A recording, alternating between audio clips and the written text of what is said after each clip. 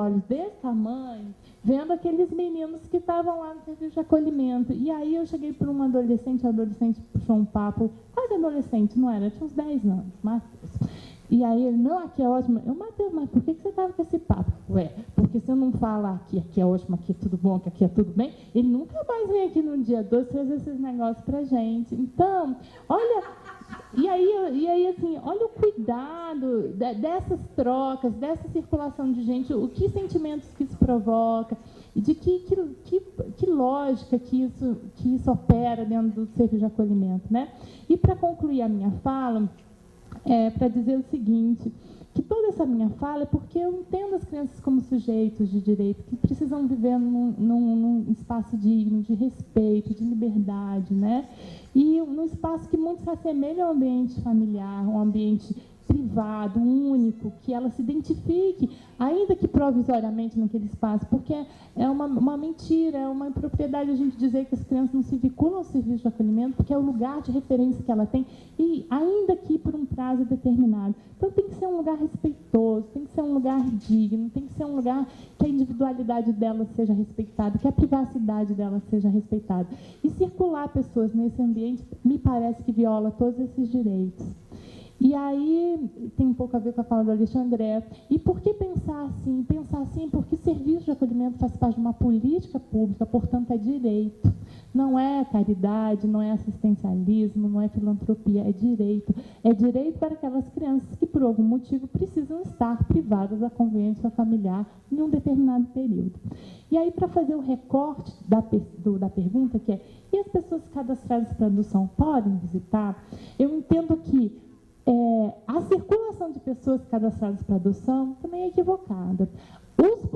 As varas da infância têm programas de preparação para as pessoas interessadas. E é dentro desses programas que as pessoas podem visitar. E é dentro desse programa que o Estatuto fala, né? Ele fala que nos cursos, eu vou usar curso, mas nos programas de preparação para adoção, pode haver, inclusive, a visitação. É a visitação para escolha, né? E aí você falou do mercadinho. Não, é para você se apropriar e se aproximar de que realidade essas crianças vivem. Quem são essas crianças? Quem são as crianças que estão no serviço de acolhimento, que, na verdade, serão as crianças cadastradas para adoção, para ter uma imagem mais real dessas crianças, não uma imagem idealizada dessas crianças, porque existem todas as idealizações. E aí, curioso de ouvir num grupo de apoio à adoção, uma família dizer, mas eu idealizava uma criança tão carente, e eu encontrei uma pessoa tão inteira, né? Uma criança tão inteira. E aí perceber que existem crianças mais carentes, crianças mais inteiras, crianças mais e aí eu vou lá, mais ativas, menos ativas. É ter um contato, é deixar de ser um pedaço de papel, aquela criança, para ser um ente de verdade real. Então, isso dentro de um programa para ser supervisionado pela Vara da Infância e Juventude. Então, essa visitação, no meu ponto de vista, ela é possível e legal dentro de um programa, mas não dentro dessa lógica de circulação. Eu me habilito ali na vara, mas no DF tem 20 abrigos. Vou dar uma volta geral aí nos 20 abrigos para ver o que eu encontro. Infelizmente, gente, eu estou falando assim, até parece de uma forma jocosa, mas não é só para tentar ser mais descontraído, porque é o que eu vejo, né? Eu estou no serviço de acolhimento, eu visito o serviço de acolhimento e eu experimento essas ações, né? Eu vejo as pessoas fazendo essas buscas. Enfim, então essa é a contribuição que eu queria passar para vocês e vamos então para o diálogo. Obrigada. Obrigada, doutora Fabiana. E só queria pontuar algumas coisas aqui. A criança institucionalizada, ela tem tantos problemas, às vezes, de andar naquela Kombi com a logo e tudo mais, que nós fizemos um trabalho uma vez ouvindo crianças de instituição e quando perguntava para elas, e na própria escola, onde você mora? Eu moro ali, nem elas revelam onde elas moram, porque elas têm medo, elas têm vergonha de ser discriminadas, etc. Então, para elas é muito difícil isso. E a outra questão é a quem interessa essa visitação. Se for de real interesse da criança ou é do adulto? Porque isso dessa circulação, eu vivenciei isso de estar em restaurante com um dos meus filhos.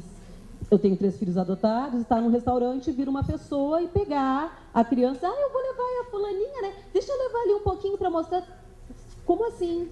E porque a pessoa às vezes acha, e por caridade, então ela faz isso, então ela tem o direito. E fica na cabeça daquela criança um nó enorme, porque assim, chegam pessoas, passam pessoas, algumas até permitem que chamem de mãe, esse aqui é teu irmão, ou coisa assim, só que não é verdade. E de repente desaparece. Um dos meus filhos que chegou em casa com 3 anos, a assistente social disse o seguinte, bom, nós vamos levá-lo, então talvez ele não queira ficar, ele tem 3 anos de institucionalização, talvez ele não queira, nós vamos levá-lo. Aí foi a assistente social e a psicóloga levá-lo em casa, ia ser nosso primeiro contato, nos conhecemos por fotos, e aí elas foram embora, disse, vamos, você quer ficar? Eu disse, não, eu vou ficar aqui. E o Iago me chamava de tia, passou o resto daquele dia, tia, e cada vez que dizia tia, eu dizia, não, é mamãe. Tia, não é mamãe. Segundo dia, tia, não é mamãe. Aí no terceiro dia ele perguntou para mim, tia, tu é minha mãe? Aí eu disse, sou. E tu não vai embora? Aí eu disse, não, mãe é para sempre. Então assim, naquele momento, e que aí eu percebi, porque ele havia chamado outros voluntários de mãe, outras voluntárias de mãe, que permitiam isso. E, inclusive, depois teve até uma pessoa que descobriu ele na creche em que ele frequentava, por ironia do destino, era no mesmo bairro de uma antiga voluntária que chegava a levar o Iago para casa. Então, ele tinha uma fantasia enorme, porque ele tinha tido umas 4, 5 mães. O ponto de partida é a quem interessa essa visitação. Se for de real interesse dessa criança ou desse adulto que quer fazer caridade, que quer contar no seu círculo de amizades, que faz no Natal, dá presente para as criancinhas, que os seus filhos conhecem a realidade desses. Viu como é triste? Viu? O pai não te quis. E se tu aprontar, tem, sabe? Então, assim, a quem interessa?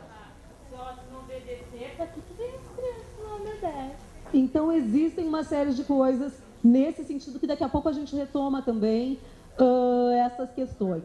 Bom, vamos ouvir então a Vera Lúcia Alves Cardoso, que é do Grupo de Estudos e Apoio à Adoção de Goiânia. Boa tarde. Eu vou falar então enquanto mãe adotiva e uma pessoa que ajudou a fundar o Grupo de Apoio à Adoção de Goiânia. O Grupo de Apoio à Adoção de Goiânia tem 12 anos de existência, fazendo 12 anos esse mês. Desde 2003, portanto, há 9 anos, nós fizemos uma parceria com o Juizado da Infância e da Juventude de Goiânia e desde 2003 nós somos responsáveis pela preparação das famílias que se candidatam à adoção no Juizado de Goiânia. Né? Uma coisa bem anterior à legislação mesmo. Né?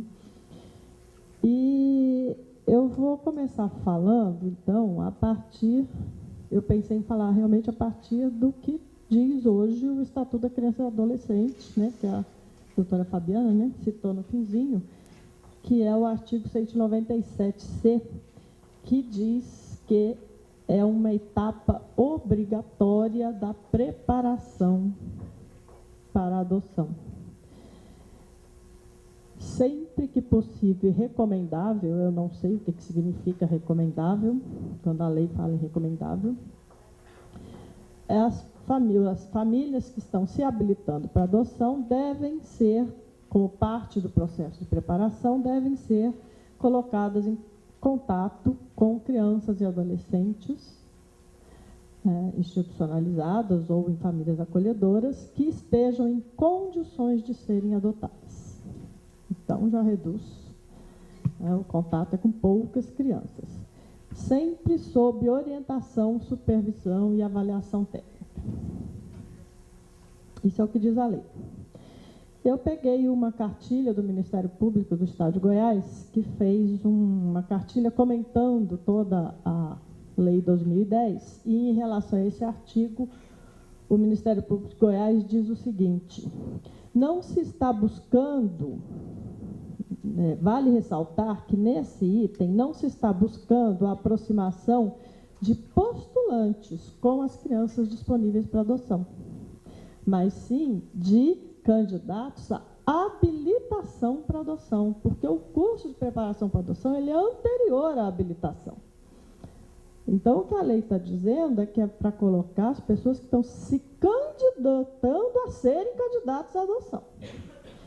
e que o contato entre elas e a criança disponível para adoção não vai garantir que ela vai adotar alguma criança se ela tiver alguma vinculação afetiva ali com aquela criança. Por quê?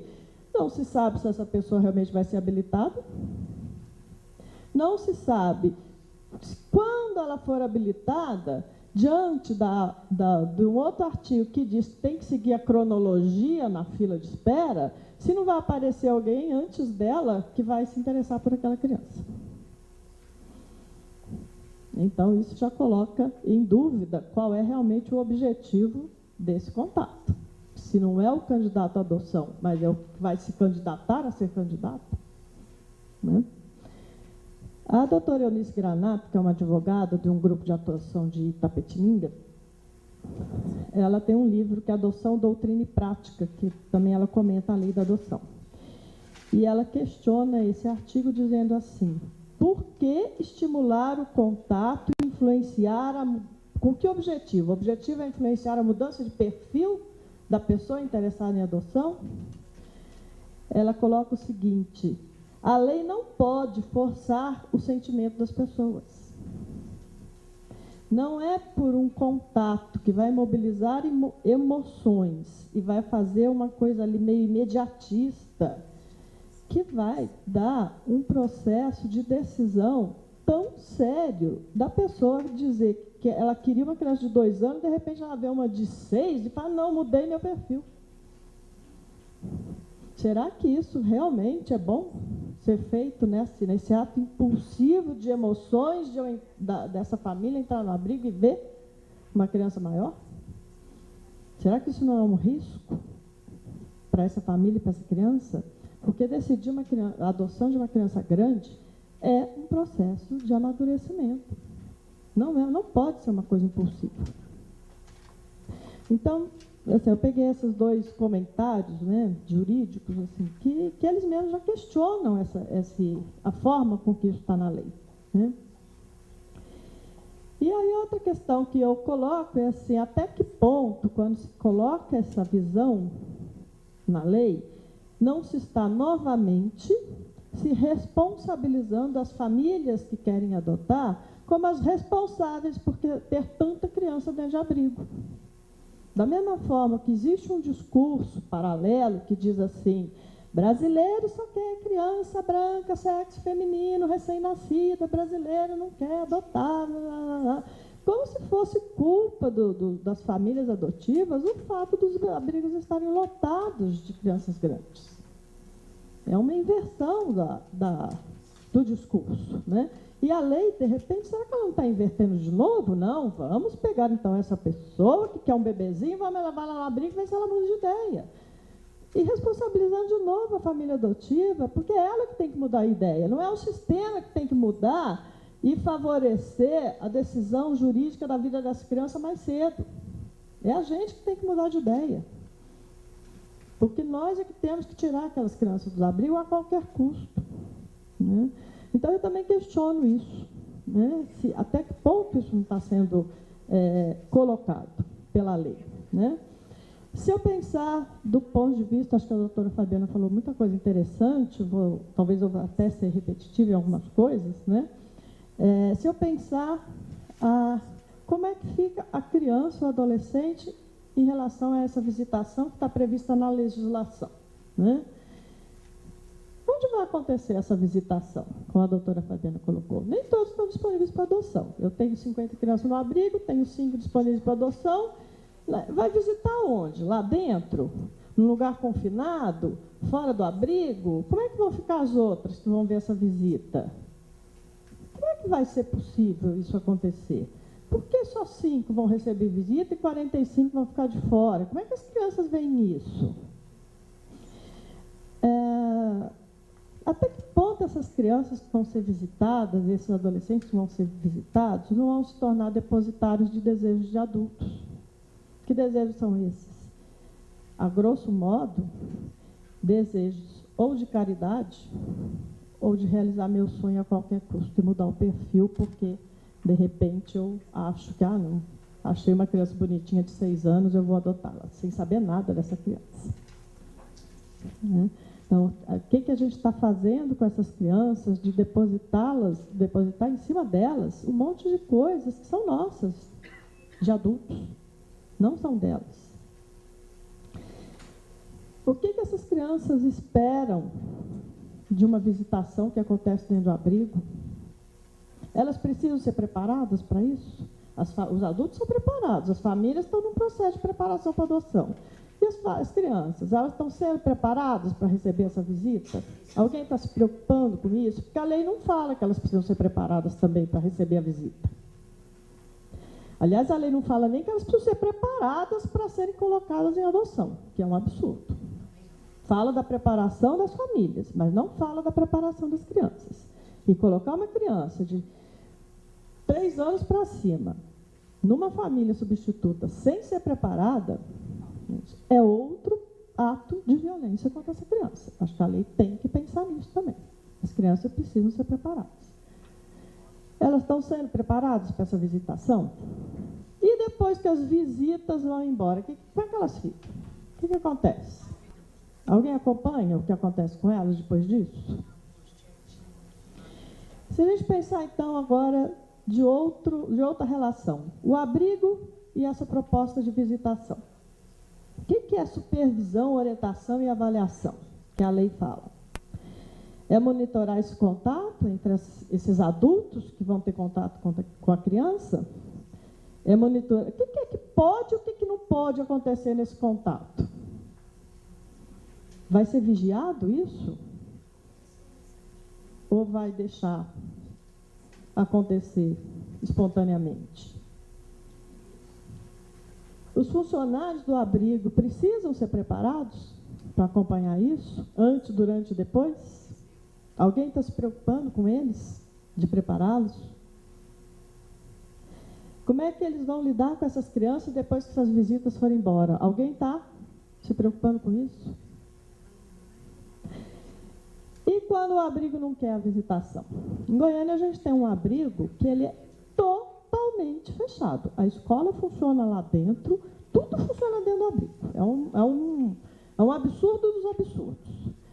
Eles têm um discurso, inclusive, anti-adoção.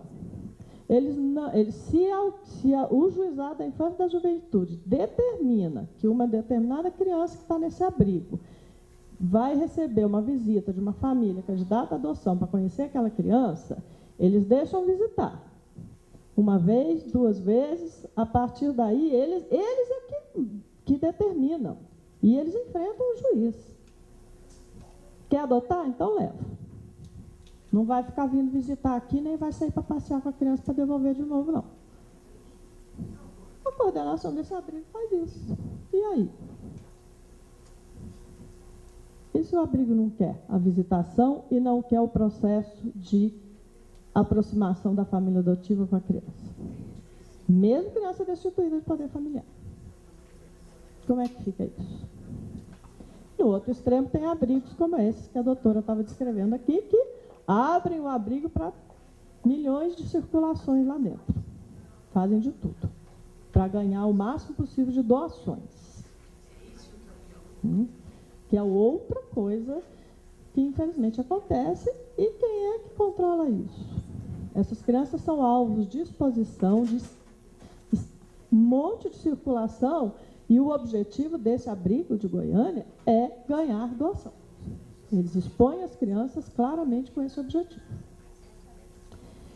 Bom, eu queria falar assim rapidinho de um projeto que durante os últimos 6 anos a gente trabalhou em parceria com o Juizado da Infância e da Juventude de Goiânia, que nasceu de uma proposta de apadrinhamento afetivo, mas que a gente entrou enquanto grupo de apoio à adoção e modificamos o formato desse apadrinhamento afetivo. Era um apadrinhamento afetivo com aquele formato tradicional, que as pessoas vão lá, apadrinham as crianças, vai, visita, passeia, faz festinha dentro do abrigo, aquelas coisas todas, ganha um monte de doação, leva as doações para dentro do abrigo e tal. E quando o juiz convidou a gente entrou, então, com uma proposta de modificar totalmente essa proposta de apadrinhamento afetivo que existia, e estabelecemos, então, que haveriam 2 grupos de apadrinhamento afetivo já no ato da inscrição das pessoas interessadas em serem padrinhos afetivos. Ela já responderia se